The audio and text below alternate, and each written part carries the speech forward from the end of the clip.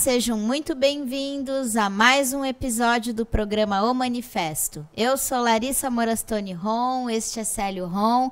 E muito bem, o tema da semana então, vamos falar sobre um grande revolucionário. Semana passada nós falamos de Lenin e dessa vez vamos prestigiar então Mao Tse Tung, né, e falar um pouquinho sobre o maoísmo. Acho que talvez muitas pessoas não tenham conhecimento tão aprofundado sobre o maoísmo e vamos hoje então falar um pouco desse grande revolucionário, talvez aí o maior revolucionário da segunda metade do século passado, né? Lenin seria o da primeira metade e Mao podemos dizer o da segunda metade, não é mesmo? E falar um pouco da Revolução Chinesa, que ela se funde com o Mao Tse Tung. Que não tem como falar, né? Não tem como falar de Mao Tse Tung sem falar de Revolução Chinesa, né? Então, muito bem, vamos começar abrindo o tema, então, relembrando um pouco a história. Pai, então vamos relembrar o que foi, né, o século da humilhação na China. Nós falamos um pouquinho no programa, né, do nosso primeiro programa, Se a China é Socialista, nós falamos, né, um pouquinho da história da China. China viveu um século de humilhação, né? Em 1949, Mao aí foi o líder, né, da Revolução Chinesa. E o que a gente pode então dizer disso tudo? Já que vamos falar do líder revolucionário, antes de falarmos um pouco desse século da humilhação e da trajetória da revolução, vamos falar um pouco quem é Mao Tse Tung, pode ser? Sim, pode ser. Mao era um jovem que nasceu no interior da China, né? Ele era um filho de um camponês, né? Na província de Hunan, e ele foi de uma família, assim, razoavelmente abastada. Não era de uma família camponesa pobre. Segundo os historiadores, ele era bem abastado, a família dele.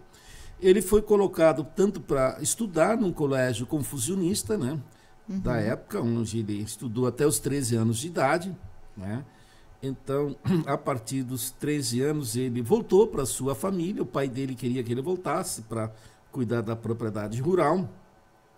Mas Mao não se conformou muito. O pai dele queria arranjar um casamento para ele lá, como era na moda na época, e ele não quis isso. Então ele voltou a estudar, né? Ele voltou a estudar e fazer tipo que um equivalente ao segundo grau e também a formação em história. Ele se formou um professor de história e ali isso mais ou menos ele terminou esses estudos lá por, vamos ver em que ano. Ele mais ou menos terminou. O que eu li era mais ou menos já no começo do século, né? Não, de 1900, sim, ele teria por aí. Ele mais ou menos com 18 anos de idade. Ele saiu muito jovem de casa. Até 1913, isso. Até 1911, perdão. Até 1911, então, ali ele estudou, ele tinha 18 anos de idade, quando estourou a Revolução Republicana, né? Sim. Estourou a Revolução para derrubar a monarquia. Só para te complementar ali, né? Ele teria saído muito jovem de casa por um conflito até mesmo com a família dele, o pai dele.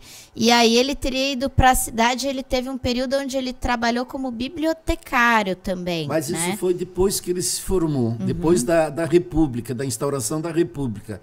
Ele conheceu nessa escola ali onde ele estudou, até 1913, ele tinha um professor que era marxista, né?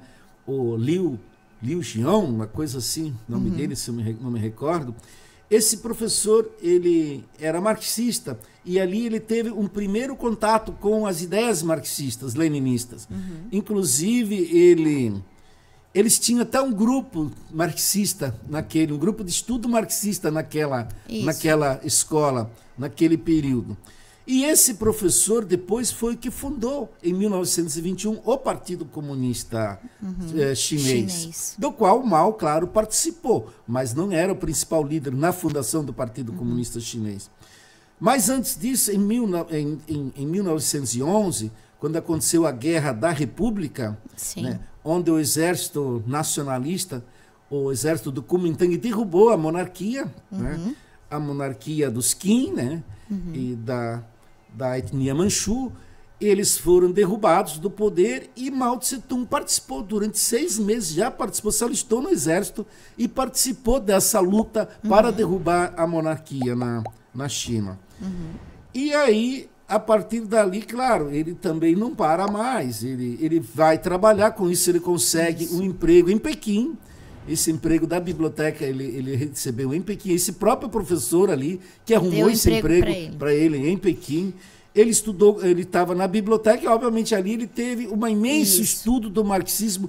Ele se especializou no marxismo-leninismo naquele período. Ali ele teve acesso às grandes obras e foi bem no período onde estavam traduzindo as obras de Lenin, né, do russo para o mandarim, né, se não me engano. Então, ali ele começou a ter acesso também a Lenin. E isso possibilitou que ele ajudasse a fundar o Partido Comunista em 1921. Na cidade de Xangai. Eram poucos comunistas na época que fundaram o partido. E aí ele, logo depois, se tornou líder do Partido Comunista em Xangai. Ele se tornou o líder do Partido Comunista em Xangai. Ele começou a se dedicar também, ele começou a dar muita atenção aos camponeses. Ele começou a perceber que o processo revolucionário na China passaria pelos camponeses. Até porque a China tinha uma pequena classe operária, uma pequena classe trabalhadora nas cidades. A maioria da população, absolutamente mais de 90% da população, residia no campo. Então ali ia uma massa camponesa muito pobre, muito empobrecida. Né? Porque a China, até então, mesmo que a República tinha sido proclamada, ela não houve uma reforma agrária, nada disso. E os senhores feudais da época do feudalismo, da época do Império, continuavam mandando no interior da China. Eles concentravam todas as terras, imensidões de terras, né? Inclusive, com a proclamação da República, em 1911, por exemplo, o exército, o governo dos nacionalistas, o governo do Kuomintang, ele não conseguiu se estender para o interior. Ele ficou muito concentrado nas cidades, inicialmente. Porque o interior, os monarquistas continuaram mandando, porque eles eram donos das terras. Tanto que o Partido Comunista, fundado em 1921, e o Partido do Kuomintang se uniram, os dois se uniram, para fazer a guerra contra os senhores da guerra. Porque na época havia essa nobreza feudal, ali tinha verdadeiros exércitos, em várias regiões da China, tinham exércitos ainda, e esses exércitos precisavam ser derrotados. E aí o Partido Comunista Chinês se uniu, inclusive sob a orientação da União Soviética na época. A União Soviética orientou isso e tinha que unificar a China. A China ela estava muito esfacelada, ela estava dividida por regiões onde esses monarquistas e seus exércitos, os chamados senhores da guerra, como eles foram chamados, eles mandavam. Então, isso, claro, durou até 1925. Eles fizeram, mas infelizmente em 1925 morreu o presidente, que era líder do Kuomintang, o líder dos nacionalistas, que era um homem progressista, era um homem avançado. Que tinha até uma relação ainda respeitava o Partido Comunista Chinês. Sim. Mas aí em 1925 ele falece e aí assume um poder ultra-reacionário, um conservador extremista, né, que era o Chiang Kai-shek. Que basicamente elogiou o fascismo, chegou a ter falas, né, dizendo que fascismo ia ser bom para a China. Ele chegou a se aliar aos japoneses, inclusive. Quando os japoneses invadiram a região da Manchúria em 1931, antes da Segunda Guerra Sino-Japonesa, que aconteceu em 1937, já existia também guerra entre esse ataque japonês à China. Sim. E aí, em vez de ele se preocupar em expulsar os japoneses, ele se aliou aos japoneses para combater o exército comunista que já perseguiu os comunistas. E perseguiu. Né? E ali por 1927, por ali, 25 a 27, Mao Tse-tung e o partido criam tanto um exército, na época, para se defender. Criaram o exército, chamavam o Exército Vermelho também, né? Como era o Exército Vermelho na União Soviética. Eles criaram o Exército Vermelho, claro, que depois, em 1946, por aí 45, 46, ele foi renomeado para o Exército Popular de Libertação da China. Então ele mudou, mas inicialmente se chamava de Exército Vermelho. Então, isso para seguir um pouco a trajetória de Mao. Mas depois nós vamos chegar lá o que você... Só para complementar, daí o que eu teria lido, né, um pouco mais ali sobre quando o Chiang Kai-shek, né, assume e faz toda essa perseguição aos comunistas, inclusive mandava matar em praça expulsou pública, das cidades, degolava, enfim, fazia milhões coisas... de chineses ele fez uma perseguição aos comunistas. Então, nesse momento, o Mao, os comunistas tiveram, inclusive, que fugir, abandonar as cidades. Não podiam ficar nas cidades por causa da perseguição. Então, Mao liderou, né, os comunistas a ir para o interior. E lá foi onde, veja se você concorda, pai, lá onde Mao teria liderado, então, os comunistas no interior, e Mao teria organizado, então, o Partido Comunista Chinês ali, dizendo que a estratégia do Partido Comunista Chinês era fazer uma revolução do campo para a cidade, né? Essa foi a ideia, então, deles. O Mao era o líder do partido em Xangai. Os comunistas foram expulsos de Xangai também, como nas outras cidades. E aí, obviamente, mais se instala ali na província de Jiangxi, né? Acho que era Jiangxi ou Jiangxi. Ele se instala ali, inclusive cria um soviet, né? No estilo da época da União das Repúblicas Socialistas Soviéticas. Ele cria um soviet e ele estava ali com um exército mais ou menos de 100 mil homens.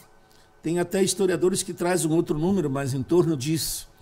Mesmo assim, ele foi totalmente cercado pelo exército nacionalista, pelo exército de Kuomintang, que tinha milhões de soldados. O exército Kuomintang tinha mais, naquele momento, entre 3 a 5 milhões de soldados, né?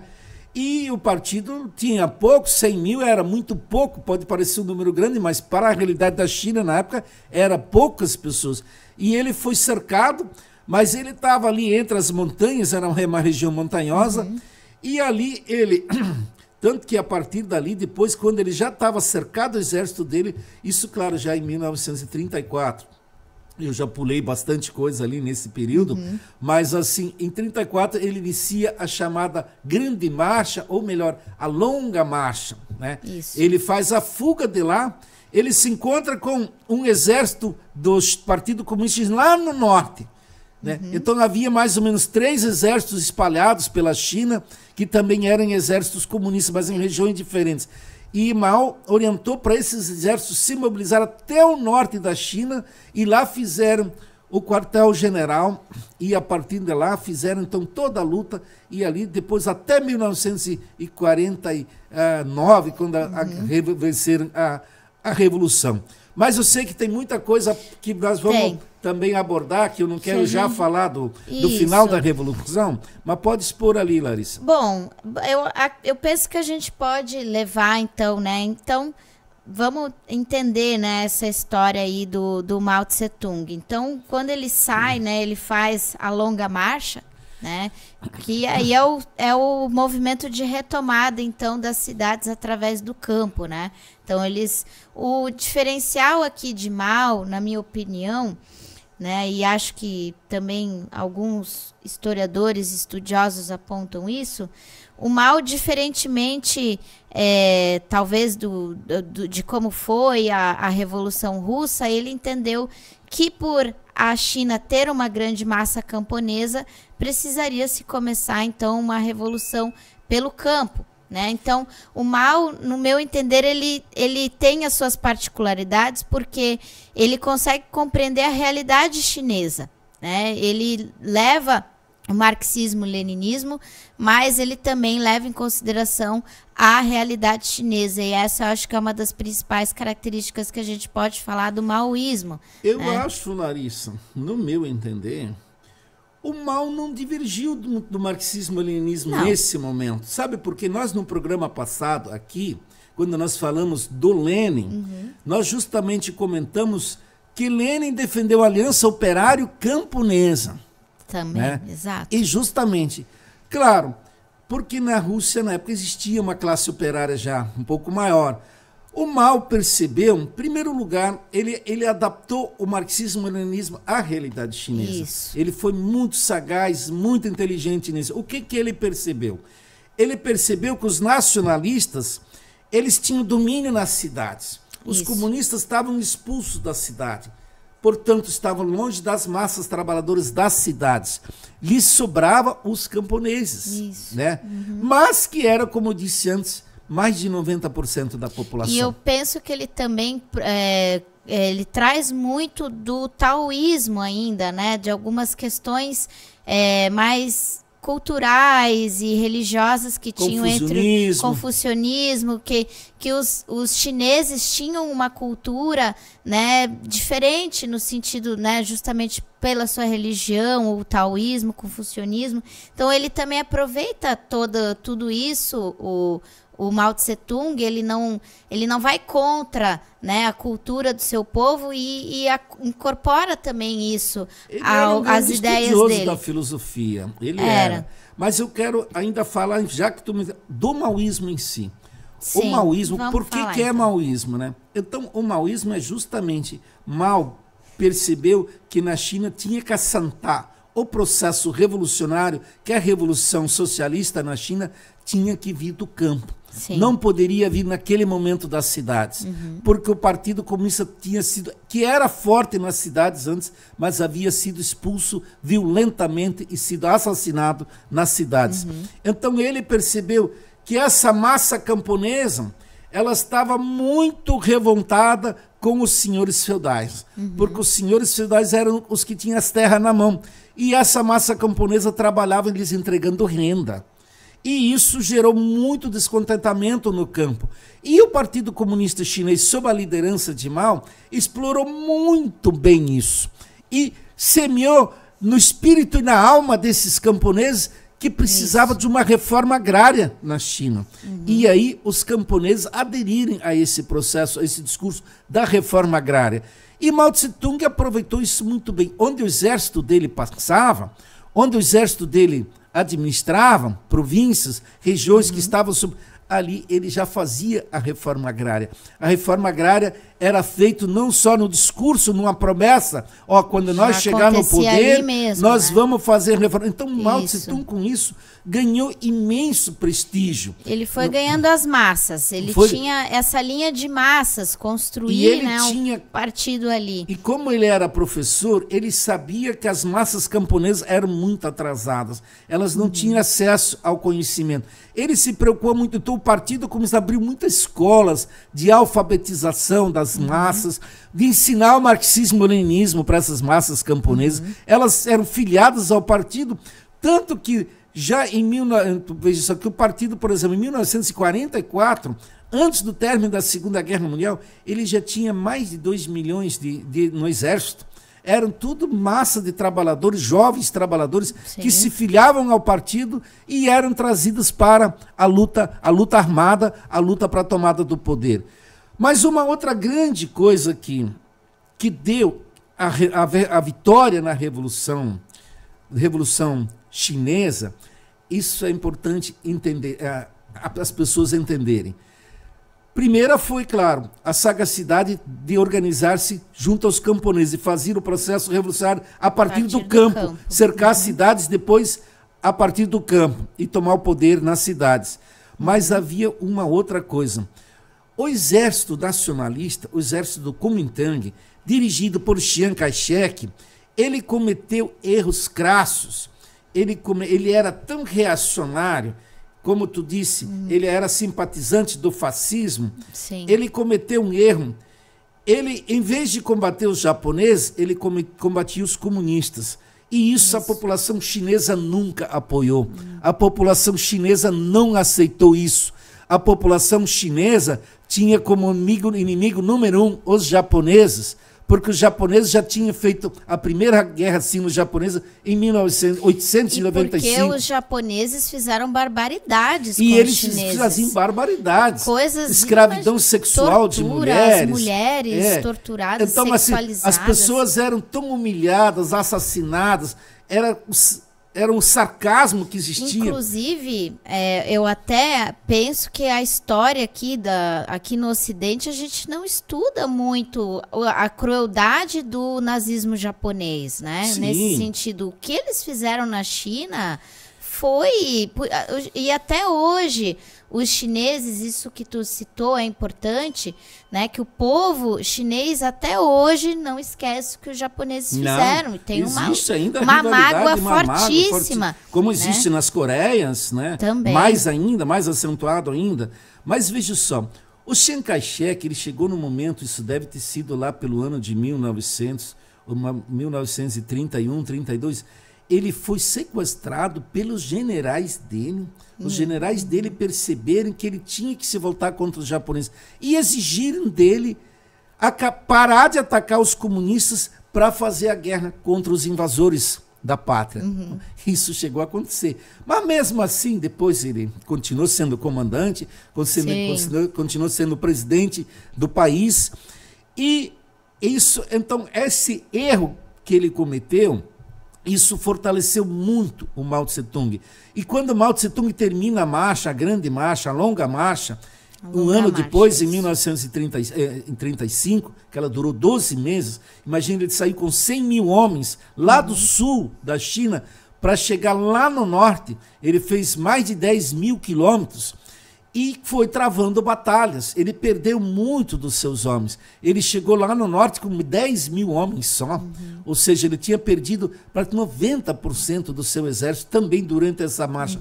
Mas lá, como ele pôde se unir com os demais exércitos que eu falei antes, o que aconteceu? O Mao saiu muito fortalecido politicamente dessa longa marcha, porque ele mostrou muita habilidade. Primeiro, ele conseguiu sair de um cerco enorme, que todo mundo achava que o exército de Mao Tse-tung iria ser esmagado e ele também iria morrer nessa batalha. E ele conseguiu, de forma astuta, numa tática, uma estratégia militar muito habilidosa, sair do cerco e ir pelos interiores, pelas montanhas, pelos cantões, atravessando rios e travando batalhas.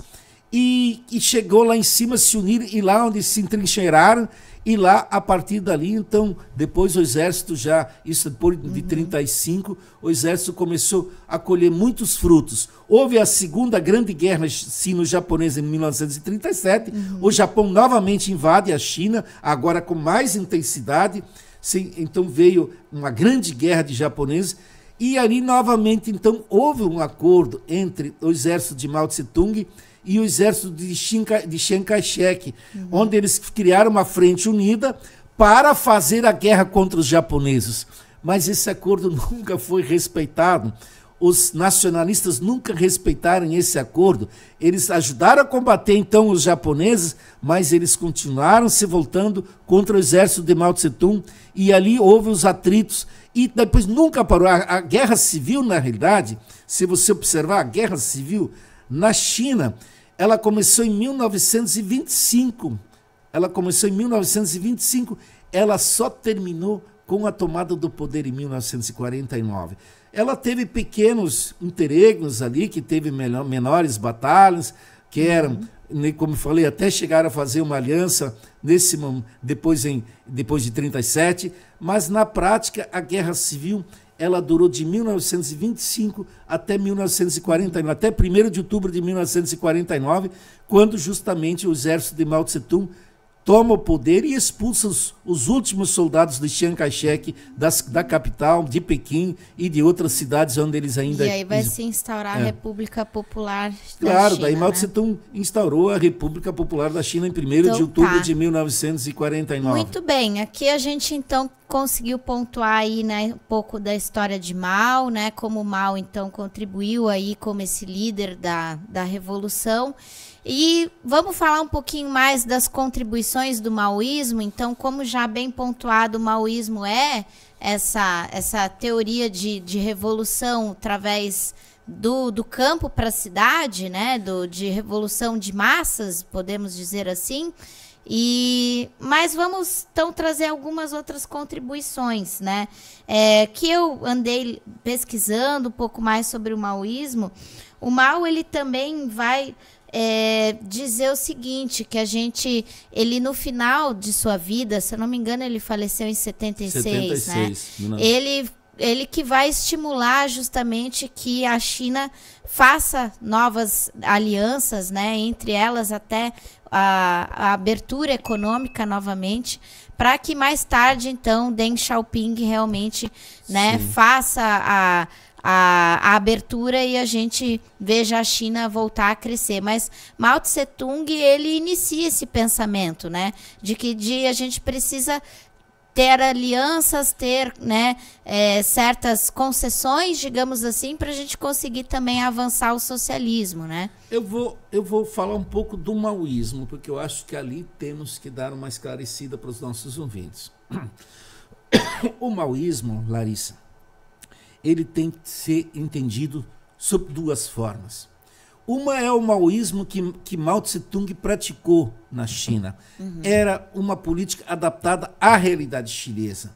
Muito correta, se provou correta. Mas depois, muitos anos depois, fora da China, surgiram partidos que se intitulavam maoístas.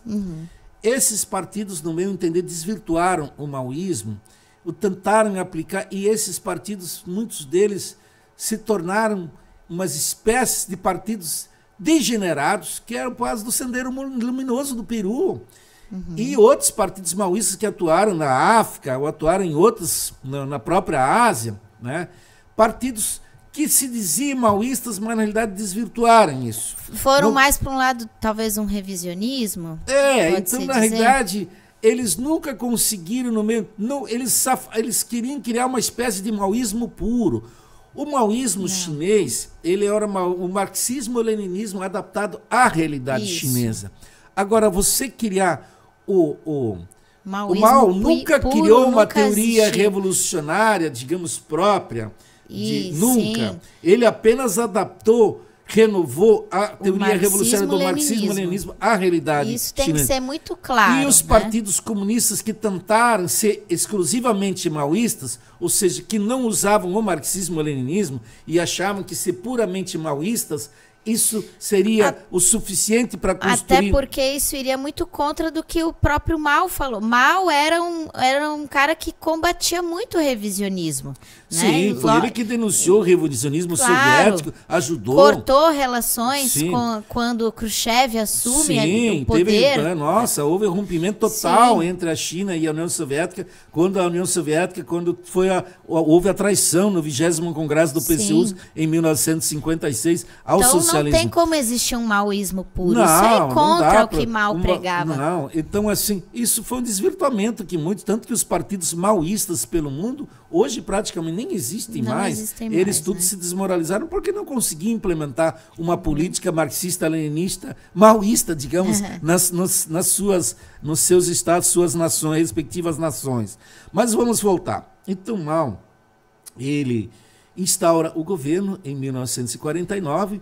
Ele continuou aprofundando a reforma agrária, as mudanças. Ele se preocupou com a industrialização, sim, da China. A China crescer, se desenvolver. A China teve muito apoio ali da União Soviética. A União Soviética, naquele momento, ajudou muito a China. E ele ficou no poder até 1959.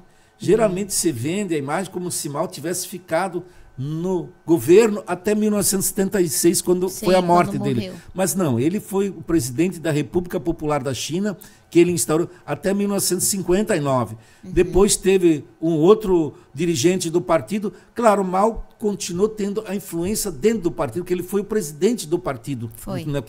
Tanto que teve depois, antes dele, em 53, ele lançou o Grande Salto, a política econômica do Grande Salto, onde ele talvez errou um pouco ali, no meu entender.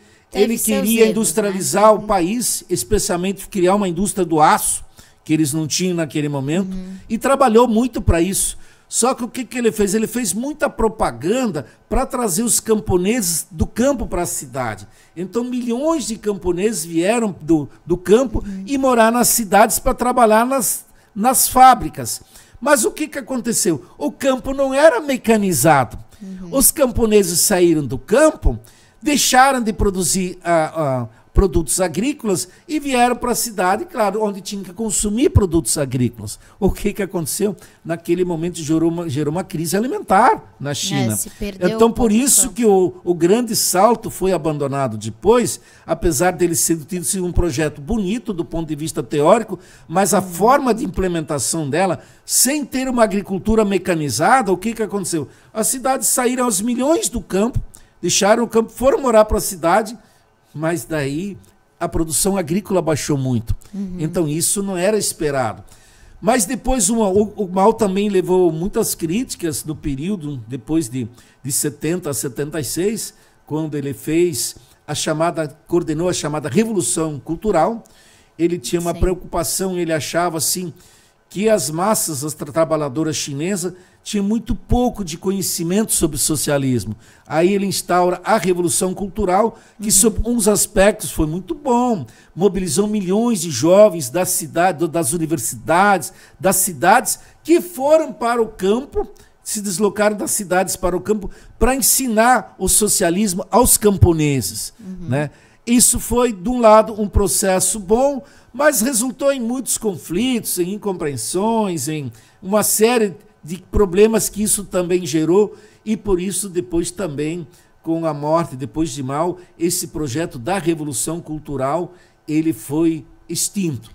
Porque com a morte ele foi, dele acabou, né? Ele foi, talvez o projeto cultural da Revolução Cultural foi implementado de forma sectária também. Eu acho que o Partido Comunista não radicalizou em alguns aspectos, não soube, no meu entender, não plantou, ou alguns dirigentes o desvirtuaram também, não compreendiam bem, e isso gerou muitos conflitos internos na China. Por isso que esse projeto foi depois abandonado com a morte de Mao Tse-tung, e o Partido Comunista, de certa forma, vê a Revolução Cultural, fica falando mal dela, mas não vê a Revolução Cultural como uma coisa que contribuiu, um grande sucesso. Né? Porque o grande sucesso de Mao, ela se dá ali no processo revolucionário. E isso o Partido Comunista Chinês reconhece. Porque se não fosse as táticas, a estratégia militar muito correta, então isso não teria levado o Partido Comunista ao poder. Né? Até porque o Partido Nacionalista Chinês, o chamado Kuomintang, ele era um partido muito forte. Ele era um partido muito enraizado. Não, especialmente nas cidades, ele tinha domínio das cidades e tinha apoio estrangeiro. Na guerra mesmo, os Estados Unidos, depois da Segunda Guerra Mundial, ou já antes da Segunda Guerra Mundial, os Estados Unidos apoiaram muito com armamento e dinheiro. Chiang Kai-shek sentava com os presidentes estadunidenses. Sim, eles tinham uma os secretários de Estado, próxima. O general Marshall, que foi um dos que comandou a guerra o assassinato, aquela guerra genocida na Coreia, eles se reuniam, os Estados Unidos vinham com o discurso de que eles queriam unificar o exército do Partido Comunista Chinês, de Mao Tse-tung e o Kuomintang, falava de unificar a China, mas na realidade o que eles tensionavam queriam que o Kuomintang permanecesse no poder. Que era o partido capitalista, era um partido burguês, que se dizia nacionalista, mas de nacionalismo muito pouco tinha. Né, muito pouco, tanto como eu disse, quando os estrangeiros japoneses invadiram, eles não se preocuparam em expulsar. E sem contar que a China tinha, muito já no começo, logo depois de 1911, com a proclamação da República, ainda tinha muitos países estrangeiros com influência dentro da China. Então, os nacionalistas chineses nunca se preocuparam em, de fato, retomar todo o território que estava na mão de estrangeiros, tanto que os ingleses tinham uma fatia, Portugal tinha a fatia, todo mundo estava mordendo, todo mundo estava tirando um pedaço da China, e o Kuomintang muito pouco fez para que a China, o território chinês ficasse íntegro. Isso, de fato, somente ocorreu com a vitória da Revolução Chinesa, liderada por Mao Tse-tung, onde se construiu, totalmente unificou a China em todas as regiões e recuperou o território. E até hoje ainda a China não conseguiu recuperar o território de Taiwan, que era na época a Ilha de Formosa, onde o Chiang Kai-shek depois de expulso do poder, ele se refugiou naquela ilha e até hoje estão lá governando a ilha de Taiwan. De Taiwan, né? O Kuomintang, o único lugarzinho ali onde ficaram tendo a resistência do Kuomintang foi Taiwan, né? Sim. E ainda estão lá, fazendo barulho, né, deles. Bom, o que mais que a gente pode dizer, então, sobre contribuições do maoísmo? Acho que a gente já conseguiu pontuar aí os principais. Teria mais alguma coisa a gente citar sobre o maoísmo? A grande contribuição de Mao é isso. Ele conseguiu fazer o processo revolucionário num país muito grande, numa das maiores nações do mundo, que na época tinha a maior população do mundo. Pobre, extremamente pobre. E, camponesa, sim, né, em sua grande maioria. Conseguiu fazer com que, na época, eram 540 milhões de chineses, em 1949, fazer com... A China não era mais porque tinha perdido muitos japoneses, também tinha matado milhões de chineses. A China já tinha passado um longo século de humilhação. Ela tinha passado então já desde a Primeira Guerra do Ópio. Extremamente fragilizada a China naquele período, né? Sim, desde a Guerra do Ópio em 42 e 50, e depois esse domínio, vários países estrangeiros ali dentro instalados, todo mundo roubando a China, humilhando a China, né? E claro, veio a República em 1911, e a República não satisfez o povo. Foi instaurado tipo uma república como a nossa aqui no Brasil. Você proclamou a república, mas não fez nenhuma que foi reforma, até um processo nada. Revolucionário, envolveu as massas, né? A tomada para derrubar a monarquia ali foi um processo revolucionário, mas esqueceram de trazer um programa de distribuição de renda, um programa de desenvolvimento para a China naquele momento. Reforma agrária, no fundo, o Partido disso. Nacionalista, ele não tinha nenhum programa, nenhum projeto nacional de desenvolvimento da China. Não. E por isso ele se desmoralizou. Então, quando o Partido Comunista Chinês, liderado por Mao Tse-tung, chega no poder, o Partido Kuomintang estava muito desmoralizado. Não só, claro, pelos erros que cometeu em relação aos japoneses, apoiando os japoneses em vez de expulsando eles do Japão, da China, mas também por outros erros. Todas as promessas caíram por terra. Então a China, o povo das cidades não tinha emprego, reforma agrária, que era o grande anseio. Só para você ter ideia, Mao Tse-tung, quando ele chega no poder, ele deu terra para 300 milhões de camponeses pobres. Olha isso, quanta gente, é né? Muita gente, isso representa quase a população norte-americana de hoje, né? Então, imagina, eram pessoas que não tinham uma expectativa de vida para melhorar de vida e, de repente, ao menos ganharam terra. Claro, não bastou dar terra. Depois o Partido Comunista, quando em 79 em diante, a China percebeu isso. Não basta dar terra para os camponeses, né? É preciso também das condições, criar as forças produtivas, modernizar a agricultura, criar uma indústria para que a indústria e a agricultura possam andar juntos. Então, olha, a história da Revolução Chinesa é muito rica, é muito grande. A gente entender sempre que o maoísmo não é algo à parte do marxismo-leninismo, entender que maoísmo também é, né, o marxismo-leninismo aplicado, então, na realidade chinesa, né, que isso que muitas vezes confunde algumas pessoas. É incompreendido. Tanto que o Partido Comunista Chinês nunca abandonou Mao Tse-tung. Ele até divergiu, pode dizer, olha, nós não apoiamos tudo que aconteceu na Revolução Cultural, nós não apoiamos tudo, o grande salto para frente, pode ter tido uns erros, mas talvez foi os grandes saltos, eu acho que ele tinha uma ideia boa, mas faltou um pouco de conhecimento de economistas, talvez de economia melhor, que pudessem prever ajudar, né? Que iria reduzir a produção de alimentos naquele momento, se você tirasse muitas pessoas do campo e morarem para a cidade. Mas, no geral, o Partido Comunista Chinês, e na liderança de Mao, o Mao tinha uma extrema preocupação com o seu povo. Ele é uma pessoa que dedicou toda a vida ao povo. Ele pagou um preço muito forte da vida pessoal dele.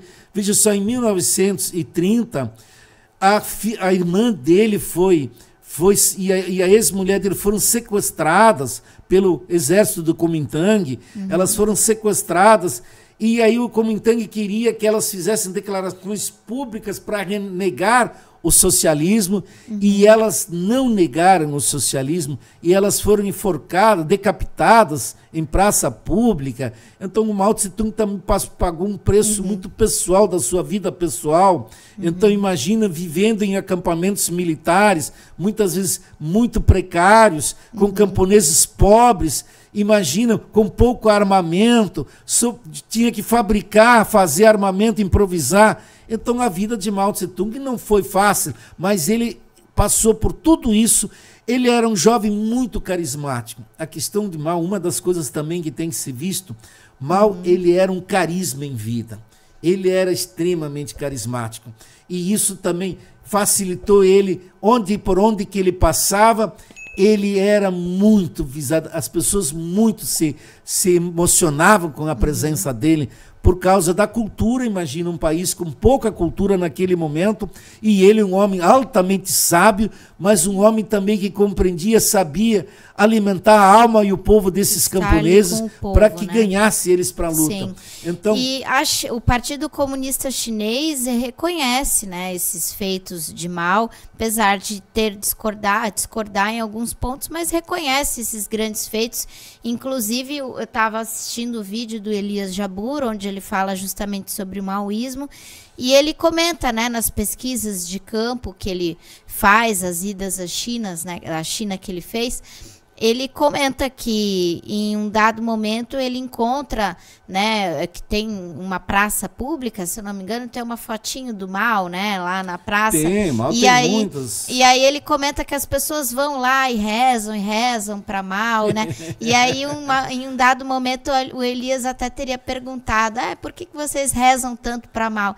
E as pessoas respondem, porque foi Mao que ergueu a China. Né? Então, é muito orgulho, né, dessa história que as pessoas têm. Sem dúvida, não tem como o povo chinês se dissociar, ou seja, se afastar da figura de Mao Tse-tung, porque tudo que os chineses têm, essa fartura que eles têm hoje, essa grande riqueza que eles têm hoje, esse país unificado, que vem lá do Pacífico até a região mais longínqua do Tibete, ou do norte do país, da muralha chinesa, está unificado. E ele foi unificado em torno de Mao Tse-tung. Mao que conseguiu unificar o país. Né? Isso, sem dúvida. Hoje a China, né, é campeã, está liderando muitas coisas pelo mundo. Então não tem como os chineses não se orgulhar de Mao Tse-tung. Sim. Essa que é uma questão. Né? Mao não chegou a ver, né, esses ainda grandes triunfos da China, mas com certeza contribuiu para essa história, né? Sem ele nada teria geralmente acontecido. Quem né? Constrói, faz o edifício, não mora nele. Não mora nele, então né? lá foi assim. Assim também como foi com Lenin na União Soviética. Então sempre assim, Mao construiu todo esse processo revolucionário. Teve uma fase que conseguiu, sim. Mas hoje os frutos... Com certeza ele teria muito orgulho, né? Ele deixou para a população chinesa. Mas eu acho que a gente conseguiu pontuar aí. Maoísmo é realmente um tema mais complexo, né, de ser abordado. A gente nem sempre tem tanta literatura sobre Mao, né? A gente vê às vezes mais o foco no Lenin, né, no leninismo, e não tanto no maoísmo, né?